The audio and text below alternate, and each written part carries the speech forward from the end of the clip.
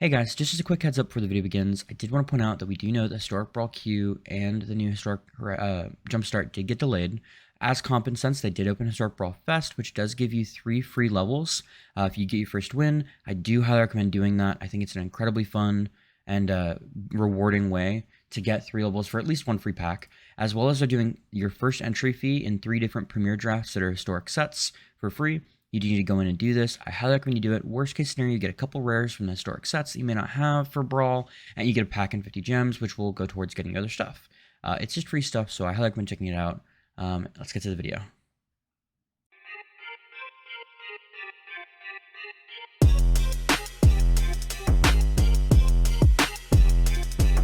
What is up, guys? BPRadiant here today to do 5 decks that I'm excited to bring to you that are the allied color pairs. I had a lot of fun with this one. There were some color pairs I haven't really built too much, so it's kind of exciting to kind of test out some waters that I wasn't familiar with, and then also have 2 color pairs that I'm incredibly engaged with and was really excited to build for. We're going to kind of lean in that way because that's just how it works. So we're going to start here with white-blue. Azorious is not a color pair I play very often, and so I really wanted to lean into the control aspect that makes that color pair very strong.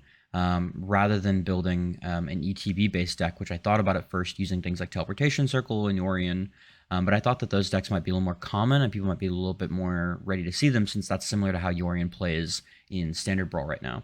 So I decided to lean into a Planeswalker control deck, playing not Teferi Hero of Dominaria, because I think he is the obvious choice and probably the stronger choice, all things considered, but I think that he will put you a queue up above, and I think that overall it's probably better if you don't use him.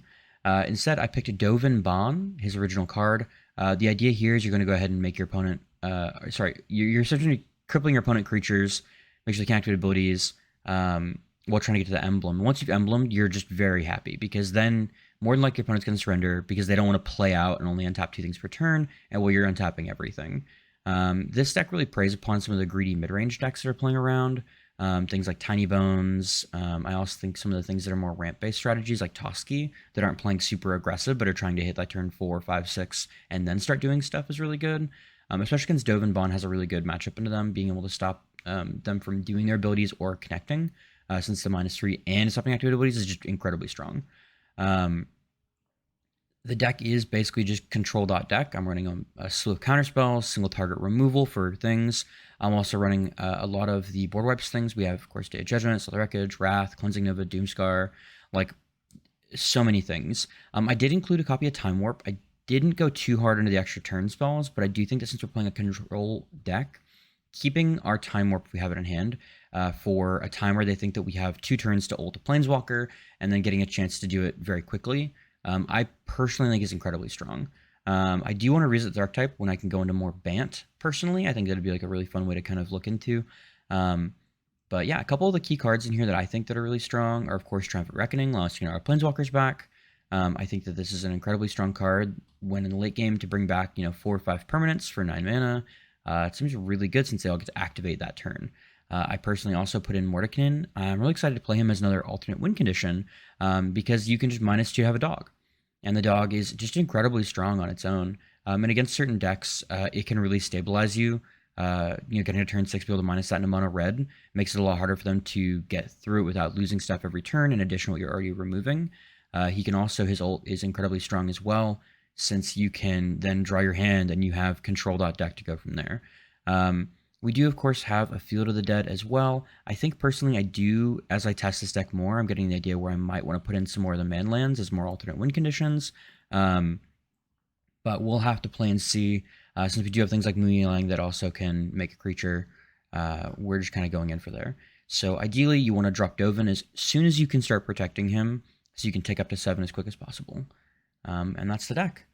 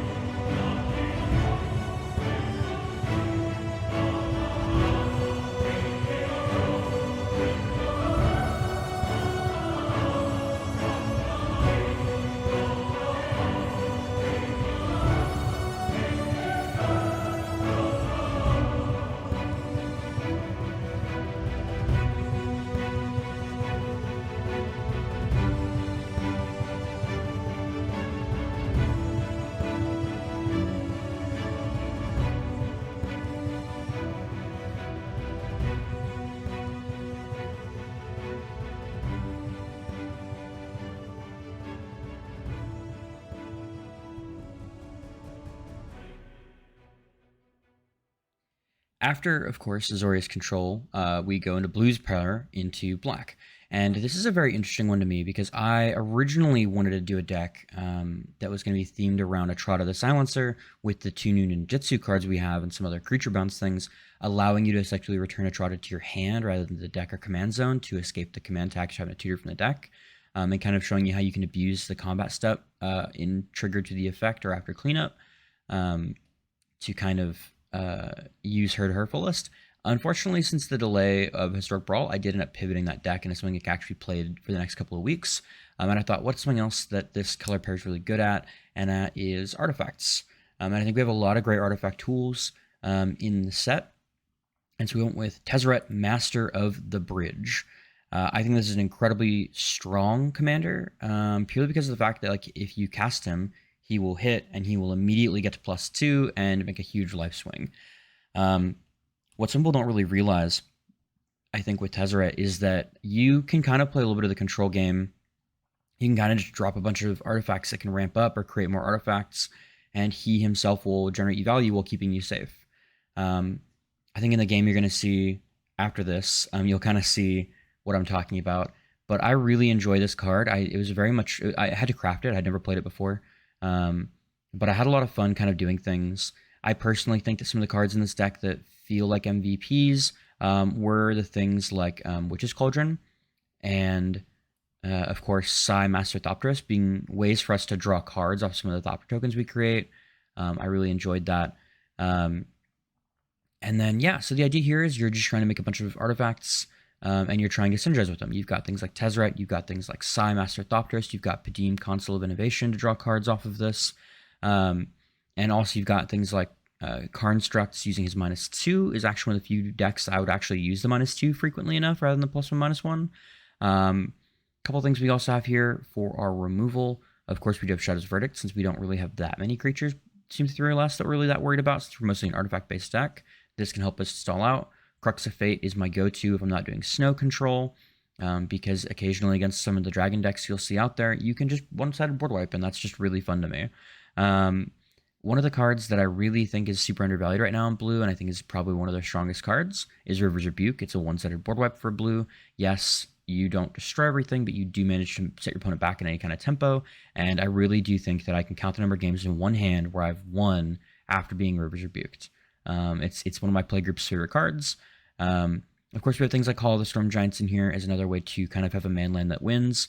But primarily, the idea here is we're playing a lot of stuff out, maybe getting a couple of chip damage from the Thopters, and maybe Metalwork Colossus is also in there.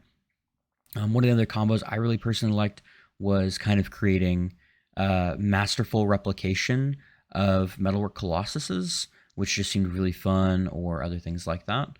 Kind of have to see how it ends up working out as we play more, but I was very happy with the games I played today with it.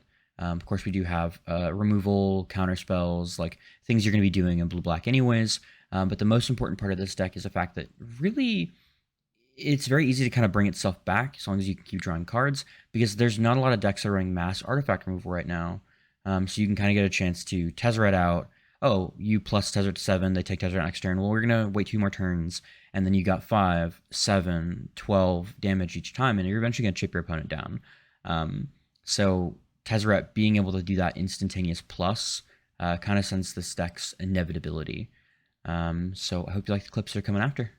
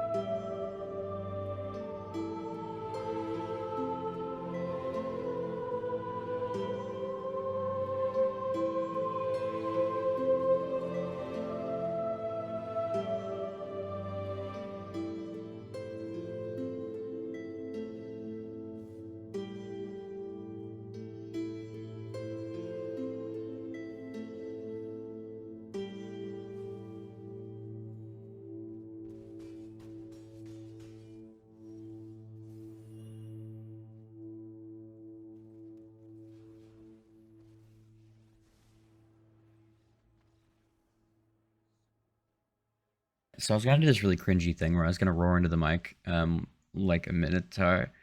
But honestly, I was not too hype on Minotaurs. But clearly, if any of you have been on Reddit, you will see there's the guy who does like the Minotaur review of every set.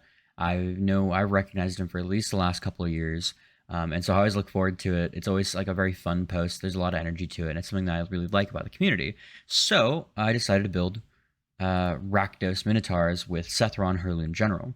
Now, this deck I originally thought was going to be the weakest of the five, and I wouldn't say it's tier 1. It's probably tier 2 to 2.5 at best.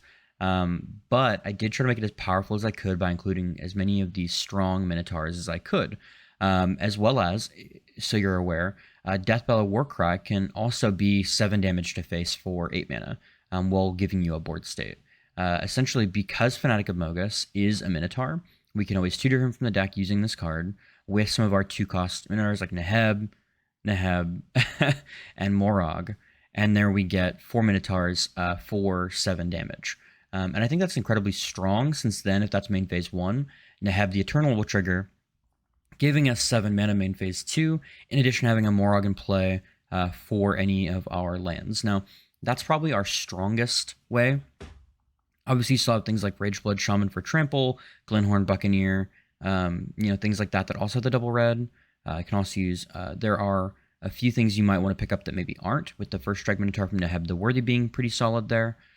We did kind of build a deck with a sub-theme around Menace, and that's because our general gives all of our Minotaurs Menace. That seems really good, because Menace is a really strong keyword in 1v1, especially against decks that maybe aren't trying to develop their creatures as strong as we do. We are kind of playing an aggro deck with a little bit of like some top end. I'm going to kind of go through that. So the idea here is we want to get Sethron out early before we play too many Minotaurs. We're trying to use our first couple of turns to ramp, which is why we have a lot in the slot of 3 mana ramp spells, 3 and 2 mana ramp spells that will help us to get there. Things we have that are helping are essentially all the menace creatures we have out. We have Labyrinth Raptor, making it harder for our opponent to block into us because they're going to have to sack everything. It itself having menace is very nice, and it can buff all of our creatures. So once we've used 3 mana to give all our Minotaurs menace, we can then only use 2 mana to buff them again. So it's an incredibly mana efficient creature, and as a 2-drop, it can start getting a little bit of aggro down early. And then, of course, we have Sonora's Howlbonder, which is, oh, look, our menace creatures now have double menace, basically. And it's a human warrior, but just being on the battlefield means your opponent has to effectively calculate the fact that they now have to block potentially 3 cards per, effectively at that point, 3/3 Minotaur coming at them. We have all the things that are really good in treble decks: Vanquisher's Banner, Heraldic Banner, or Herald's Horn, Icon of Ancestry, things that kind of buff our Minotaurs, in addition to our own Minotaur Lords, which would be Sethron and primarily just the Glinthorn Shaman. But we do, of course, have Neheb the Worthy, which can give us that +2/+0, but it just honestly hasn't really seemed like I've ever gone that low in cards. A few of the top-end things that can kind of really get us wins out of nowhere. One of the things that I personally really liked was Flurry of Horns. I ended up having 8 mana, I think, in one game, and getting this out to put out 2 3/3 Minotaurs with Menace just became backbreaking for our opponent to deal with. And then I also personally think Captive Audiences is a really fun card to put in a Rakdos deck, especially when you're more of an aggro focus, since this at 7 mana, if they have no way to remove it, effectively being, kind of sets you up to win the game very hard. We have enough haste in here that this can be an option. 4 life also means that we can fling, Lightning Strike, Lightning Bolt to face. And then also just discarding their hand gives us more of a chance to go in there. I think this card is incredibly undervalued in Rakdos decks. And I think that if you're going to be playing an aggro deck and don't have a lot of top-end, end-of-the-game options, that is a really good one. And then, of course, I did put in a Maxwood Nexus. This allows us to create, our few cards that are not going to be Minotaurs are now Minotaurs, and we can create more Minotaurs that will get buffed by Sethron and our other Minotaur tribal-based effects. As far as we, of course, had to put in the only Minotaur, Engreth the Flame-Chained, as our Minotaur Planeswalker, who might have originally been the commander of the deck, but I found Sethron and was like, oh, I completely forgot this card got printed. So I've been really excited to build this deck ever since I had started kind of conceptualizing it. With the original idea of it being a 60 card, I do think that by it being 100 cards, sure, we have to put in a few less than good Minotaurs, but it'll get better as we get more printed. But I do think that it's an incredibly fun deck and can really take off. Hope you guys enjoy.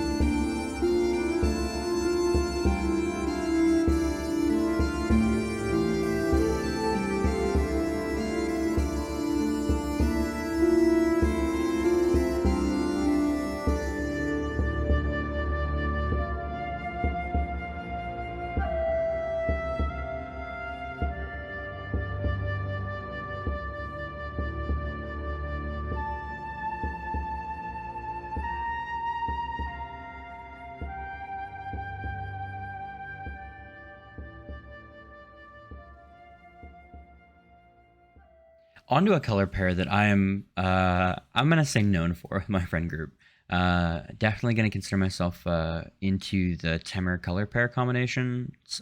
Either any of the 3 color pairs, as well as Temur itself being my favorite. It's what I've played in Commander the longest, and so this is probably where I'm the most comfortable. It's gonna be this deck in this current one. And I decided that I wanted to build something a little different from what I originally would do with Gruul, which would kind of be using some of the stronger creatures, I think like Klothys or Rada, to kind of set up like a very good land tempo-based deck. And instead I decided to go with Neyith of the Dire Hunt. I love the art on this card. I think that it's so cool that I really wish she like summoned a wolf, or in the future we get like a Neyith's wolf card, because this is just super cool. And I think that it really synergizes well, and it gives me some really cool vibes. I really like this. I think Magali Villanueva did a fantastic job in the art, and it really inspired me with this deck. And this deck is essentially Fight Club. I try to put in all the good fight effects. We've been really high on the Tarask lately, so of course we had to put that in. As always, Thorn Mammoth and Kogla have been cards that I've been incredibly happy with their performance in Standard Brawl, so of course I would love to see them translated to Historic Brawl. And this deck essentially is going to be your aggro to mid-range type deck. We are trying to get out creatures and then control the board with fights, either by making things block with Neyith to create unfavorable situations our opponent has to trade in multiple creatures for one, or just lose out. Or we also want our opponent to kind of just look at what we're doing a little differently, and fighting to draw cards. So effectively, we did put in a lot of cheap fight spells. We do have, of course, Primal Might, Blizzard Brawl, Inscription of Abundance, Pounce. Like, we're all trying to get off these fights incredibly quickly while Neyith is on the board, so we can gain card advantage. Even if we trade creatures, getting to effectively 2 for 2 or 2 for 1 kind of things. Like, we're trying to set it up in appropriate ways.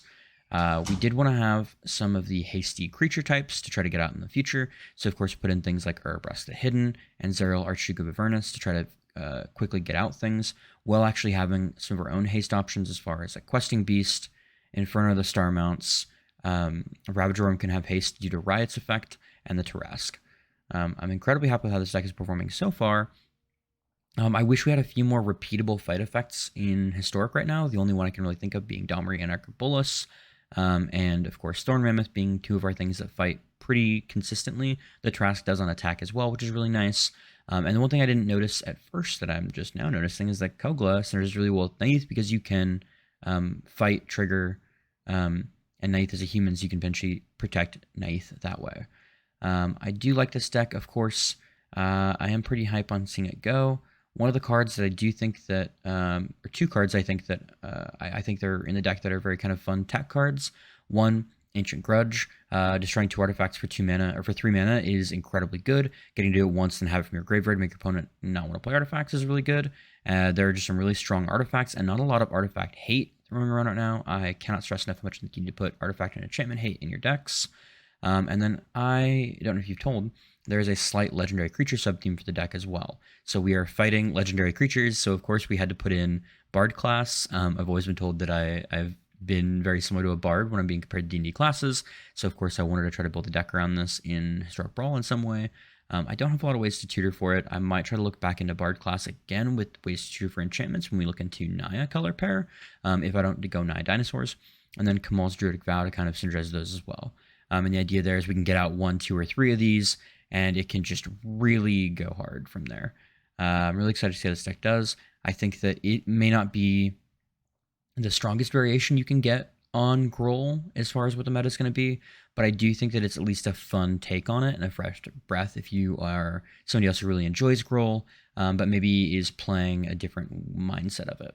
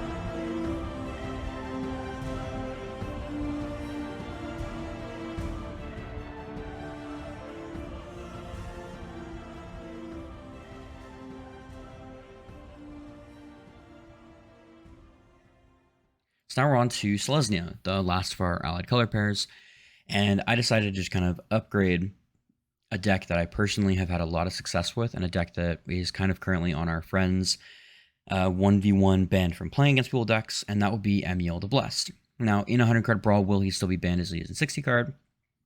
I don't think so. We lose a lot of consistency in actually finding some of our options at the expense of getting a more diverse metagame and getting more diverse hands. So basically, for those of you who don't know, Emiel here has 2 effects on him, and only one is super relevant to this deck, and that is 3 mana, exile with creature control, return to battle when under control.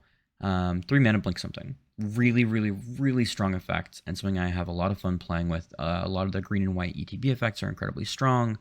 And the second one is, if you do have excess mana, you can pay 1 green or a white to give it a 1 counter. If it's a unicorn, put 2 1 counters on it instead. Unfortunately, I did originally try going unicorn treble with this one, or having as many unicorns as I could. There just aren't a lot of good unicorn cards, so only really 2 things kept in. Brightmare being an incredible way to tap opponents' creatures at instant speed and gain life from them. I really liked this. It let us kind of like stabilize a lot of games, and of course, you know, it's a unicorn, so I wanted to have it in if I could. And then Blessed Sanctuary synergies is incredible with Emil's effect, giving us an extra 2/2, and also letting some of our fight cards be really useful and one-sided at that point. I do remember getting a chance to blink a Tulsa, it was blinking a Thorn Mammoth like 3 or 4 times to fight down 2020 at one point. And I'm a big fan of that one in the past. For some of the cards we have here, we are looking to play a lot of these cheap 2, 3, and 4 mana cards, and then bounce them to get their effects repeatedly. Things like Fierce Empath can actually tutor for some of our top end, which in this case is going to be things like Inspiring Commander to give us card draw.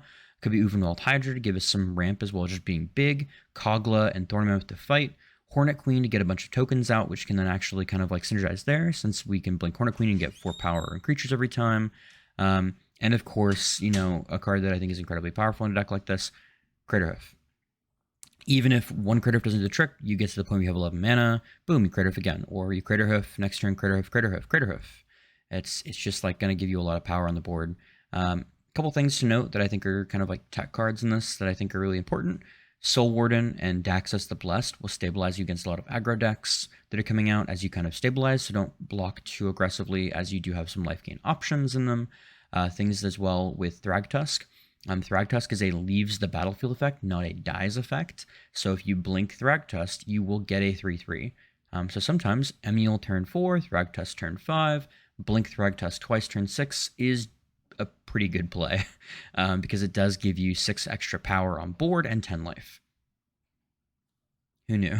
Thragtusk is a good card. There's a reason he was called Swagtusk for the longest time. I do think that a couple other options that are very fun. Toski is probably one of the weaker cards in the deck in this case, because really we don't swing out too often, but we do have a lot of cards that give us some kind of like benefits. So Champion Lamholt, your opponent's creatures can't block. Reclamation Sage and Knight of Autumn can be removal for artifacts and enchantments. We have Ramp in here, removal in the form of Skyclave Apparition. Guardian of Faith can phase out our creatures, which is very nice. Fairy's Protection can just phase us out for a turn to potentially help with board wipes, things like that. Priest of Ancient Lore gives us card draw along with some life gain, very similar to how we're doing things like Wall of Blossoms and Elvish Visionary. So the idea here is we're kind of abusing the synergy of the ETB effects with Emiel to try to get to a point where we can generate a large amount of mana to keep doing things every turn.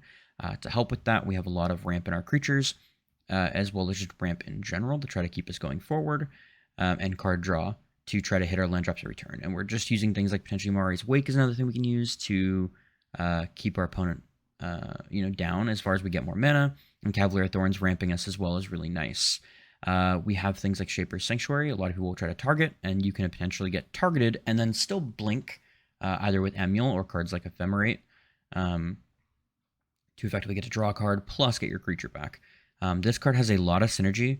I do think the deck has a slight learning curve, so I do recommend trying to take it out, pilot it a few times before you really worry too much about it. I do think I might look into a card that tutors for enchantments, as that can tutor for our a creature card that tutors for enchantments, as that will get Growing Rites of Itlimoc, which is getting Itlimoc Cradle of the Sun is an incredibly valuable aspect of getting a ton of mana. Teleportation Circle is really strong. Guardian Project is incredibly strong. Blessed Sanctuary is phenomenal, as well as Cathar's Crusade is a win con as well. So that's one of the things that if I had to look into this would be one thing I would potentially look to edit. Of course, since we are having a ton of lands, we do need to make sure we have enough white sources to get in there. So I don't run too many of the MDFCs in this card, potentially only the really strong ones like Tangled Hedron, Balagata Recovery, Ondu Inversion, and Turn Timber Symbiosis, and Amaria's Call. I just found the other ones to be fairly weak in the deck, and I really just was having them come in as a tap land of a single color. And I think that my single color tap lands just need to be generally stronger. This is definitely my favorite of these lists, just because it's something I was already playing before. If you don't have everything on here, though, don't worry. Emiel can still be really strong in a lot of other shells, as long as you have creatures with strong ETBs. So if you are looking for commander to craft and kind of build around and grow, I do recommend Emiel a lot. I think he's really underplayed right now. I don't think I've ever encountered another Emiel deck. And I really think that might be to the fact of like people not really knowing much about him, or him not being as exciting as things like Tiny Bones or Sethron were. Anyways, I do have a couple clips from a game earlier. I hope you guys enjoy. So different to the last 4 games, I'm actually aware I'm recording this time. It can be an ETB versus ETB match. That'll be really exciting. Unfortunately, we don't have anything to start with a turn 1 goose, but I think we're okay here. Starting the Florahedron down. Interesting to kind of see either playing a more control-based variant or not. Don't worry, we are running more than just the dog. We do actually have the unicorn lands in the deck, I promise.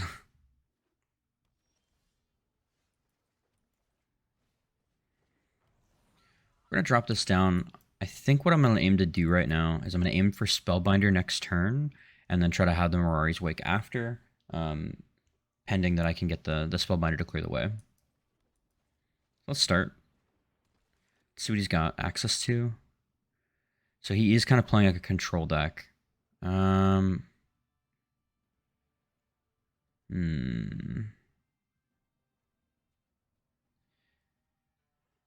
what we're going to do... that Whirlwind Denial.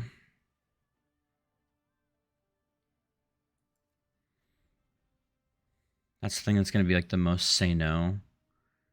He doesn't have any actual removal, which is exciting. Maybe he plays the Caliphate here. Is why he wants to shock that in. Perfect for us. We are on board. This means that we get a chance to Mirari's Wake.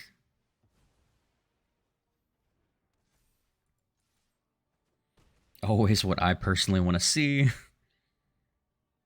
Okay, he does have the Enola, but now we know that he doesn't have the mana for, or we got to play the card that we were worried about the Annul from. So at least Spellbinder giving us a really nice kind of target there. He doesn't have a lot he can do. Can you go on 1?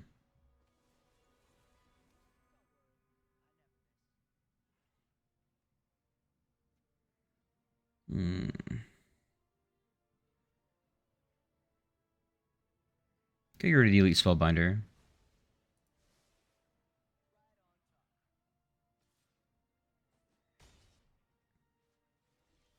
Okay, let's see what we want to do here. So I'm going to start here.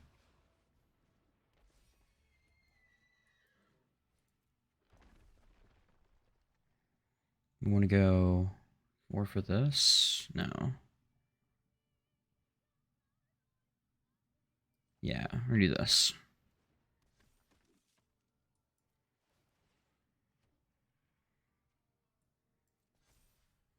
We're going to hold the Ephemerate.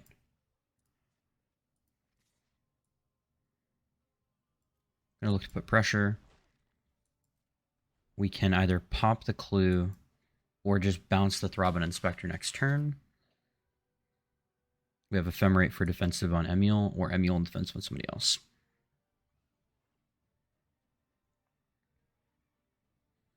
Which is pretty exciting.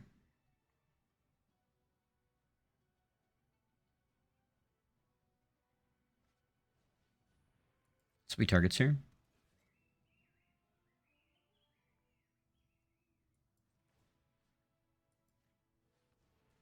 No, no, no. Oh, that's a problem. No, no, no, no. I should have full controlled it, but it's fine.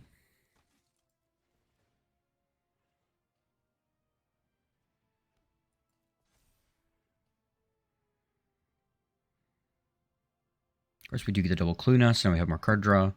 Not the happiest because we didn't just get a chance to like do something different, but what's what he does here? He could just pop one of the shards.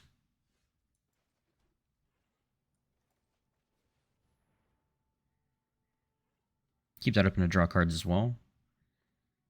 See if he wants to annul that.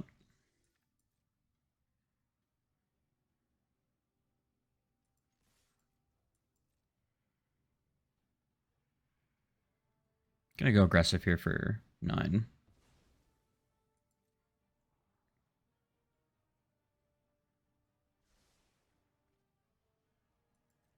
Does look like he's looking for that 5th land to try to get Yorion out. And we'll kind of see. Play by ear. We have 1, 2, 3, 4, 5, 6, 7, 8, 9, 10 mana available.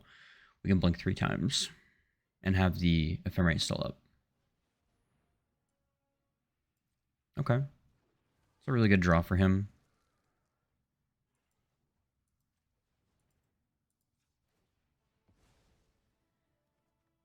Okay.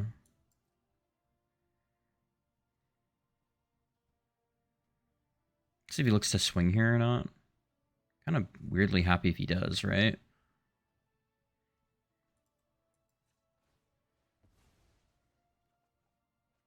Oh, yeah.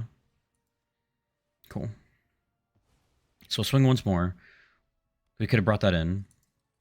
We'll investigate, token, draw.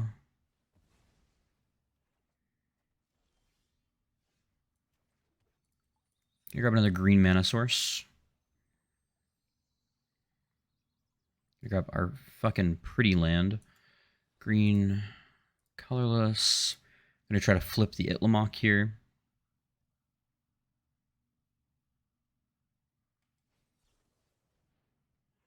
We're fine with that.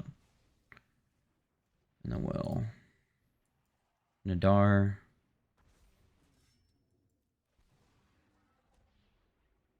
Let's do this one.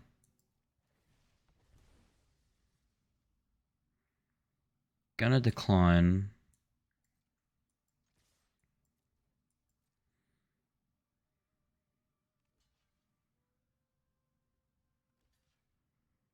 Okay, so he does get 3 through. 1, 2. So let's...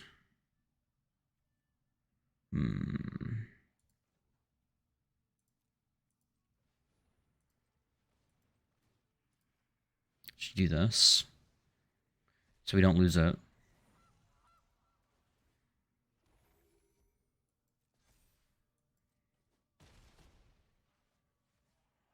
Okay, we've held up the Guardian of Faith in case he draws a board wipe. And we're going to just bounce Nadar to try to, like, get life through.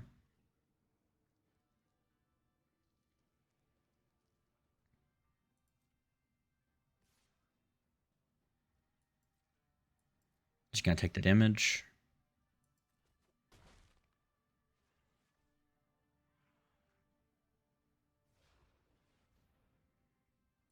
Okay. So we do have this. So he's going to get to bounce the glass casket to retarget.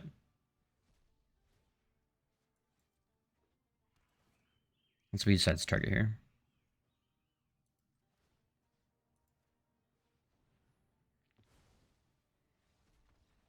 Nice. Okay. So we do manage to keep the defensive perimeter there. Well, that is everything I had to show for you guys today. I'm really excited to continue to build our next, which is going to be the enemy colored pairs. I always like people watching this. I understand that this is probably going to go mostly unnoticed because I'm going to be typing out things, and I'll also have just people looking at the decks in general, and that's okay. I'm doing this partially for me and just to kind of have a record of how I'm feeling about everything. If you guys did like watching this, please give me a like, a subscribe, a follow on whatever platform you found this on. I really appreciate it. It goes a long way to tell me that what I'm creating is worth your time. I also just really hope you have a great day. And as always, be radiant.